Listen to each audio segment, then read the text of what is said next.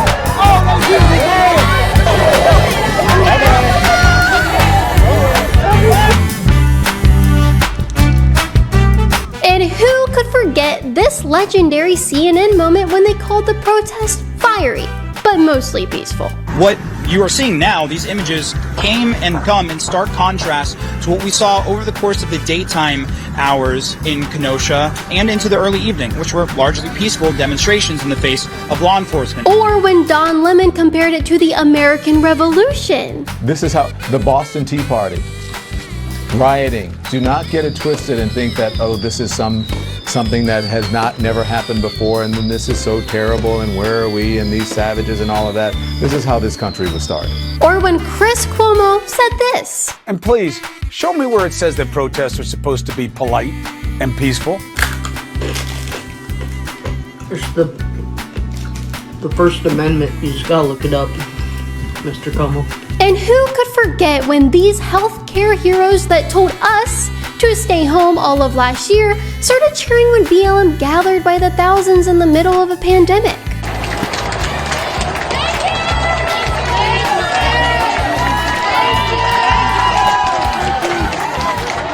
Good times, right guys? Let's see if things are any more peaceful today in Minneapolis. This bill of comprehensive police reform to be... just gotta be careful here with some gunshots. Excuse us.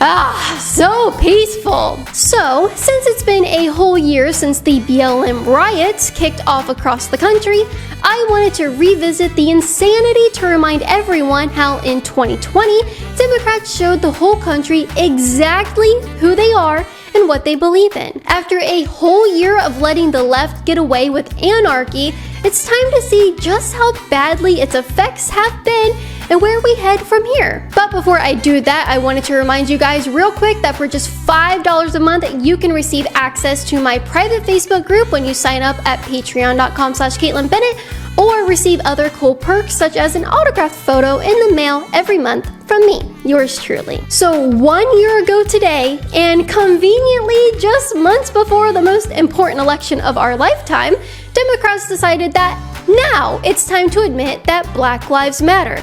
Because apparently, at no other point in our nation's 245-year history did they ever matter to Democrats. Only when it came time to get Trump out of office did America suddenly manage to become the most racist country to ever exist. Their claim that police are just going out and targeting black people not only turned out to be a huge lie, shocker, but it turned out to be the justification for all of the violence that they committed. If this country doesn't give us what we want, then we will burn down this system and replace it. Destroying property which can be replaced is not violence. Any reasonable person would say we shouldn't be destroying other people's property, but these are not reasonable times. But what may be worse than their violence has been the response from law enforcement and the politicians who control the police departments. The political climate shifted so drastically over the last year that police are too afraid to do their jobs anymore. Not because they're afraid of injury in the line of duty,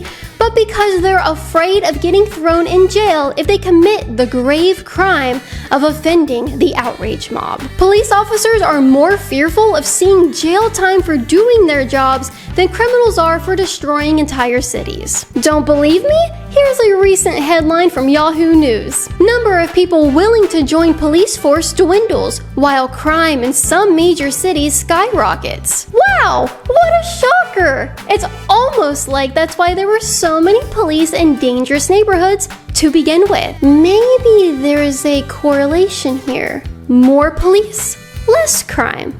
Less police, more crime. You guys already know that there are a lot of things I want to say to you right here about this topic, but thanks to Big Tech, I have to give you the watered down version of the truth. To see my full, uncensored thoughts about this topic and more, sign up right now at libertyhangout.tv to watch Kaitlin Bennett Uncensored. Let's take a look around the country at some of the cities that wanted to defund the police to see how they're doing today. This one's from CNN, so that's how you know it's definitely true. The US saw significant crime rise across major cities in 2020, and it's not letting up. I want you guys to go find this article and save it forever, because that's amazing that they would even admit that. The article reads, major American cities saw a 33% increase in homicides last year as a pandemic swept across the country. Billions of people joined protests against racial injustice and police brutality, and the economy collapsed under the weight of the pandemic.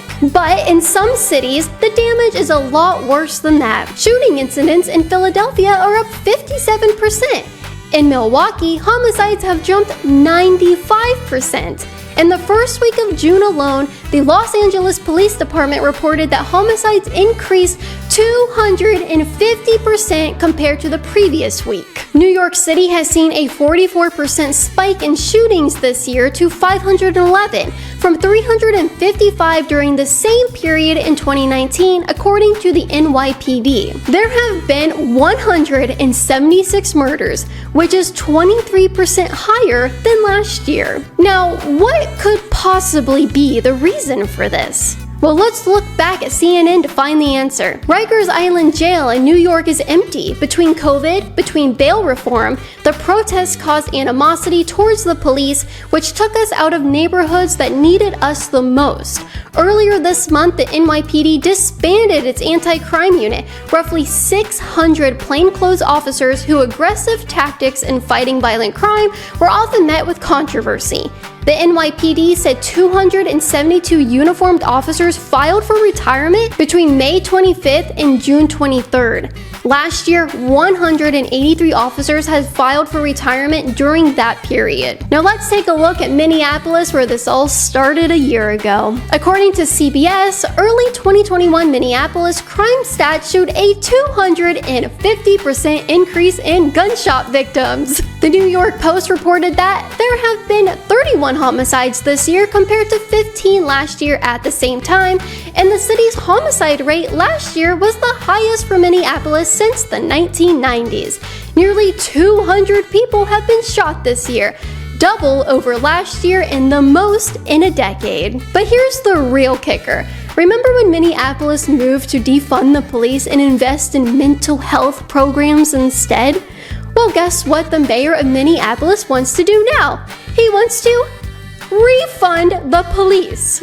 He told a local station, "You need law enforcement. We need a department that's able to investigate these horrible crimes to make sure that the perpetrators that have shot kids are brought to justice." Well, isn't that interesting? It looks like their little fairy tale didn't work out. But Minneapolis isn't the only Democrat stronghold increasing its police presence after a year of BLM violence. Los Angeles, California announced this week that they'll be increasing police funding, as did Sacramento, California, San Diego, California, Baltimore, Maryland, Phoenix, Arizona, and even New York City. So even the defund the police crowd realized that they messed up and won't have any cities left if they don't act now. But honestly, the effort is too late and probably won't even matter. You can refund the police all you want, and it won't change the fact that officers are too afraid to do their jobs, and the mob won't be going away anytime soon. These cities can increase police spending all they want,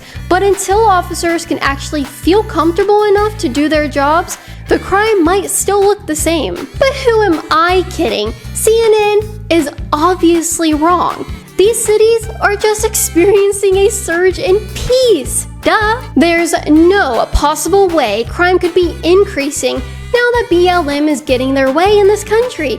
We all know they would never commit crime. But in all seriousness, guys, this is why it's so important to stop being libertarians and start caring about the culture.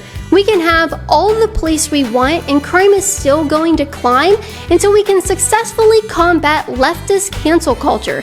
Because right now, that is what's holding us back from being the nation we want to be. Hopefully, if I get to make a 2-year anniversary of the BLM riots next year, I can report on some happier news. As you guys can see, as I promised you, we were back out on the road doing interviews, talking to people, but I need you guys to support me at patreon.com/Kaitlin Bennett for travel expenses, security costs, and just be able to bring you awesome content. You can support my work there, patreon.com/Kaitlin Bennett. Go to libertyhangout.tv right now to watch Kaitlin Bennett Uncensored. Not only will you get to watch exclusive content from me, but you'll get to say you stood for the truth, you stood against radical leftism, and you stood up for America.